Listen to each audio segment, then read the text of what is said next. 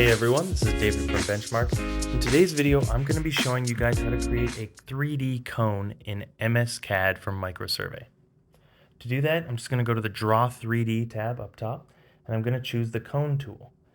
Then the first thing it's going to get me to do is set the diameter of the bottom of the cone. And then once I've done that, I can now set the diameter of the top of the cone. Once I've done that, I just specify my height. Now I can type this in or I can click and drag. And then I'm going to set the number of divisions for the circumference of the cone, which the default is 16. I'll just leave it at that. Now you can see here I have my cone. I can drag around in 3D, and you can see my cone's built here out in 3D by the Cone tool in MicroSurvey's MSCAD. That's all for today's video. If you like content like this and you want something done next, just leave us a comment of what you'd like to see. If you want to be notified whenever we put out new videos, go ahead and subscribe to our channel.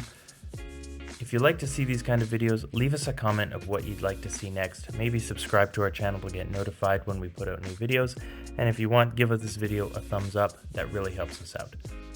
As always, if you have any questions, feel free to give us a call at 1-888-286-3204 or visit us online at survey-assistant.com or visit us online at bench-mark.ca. Thanks for watching. Have a great day.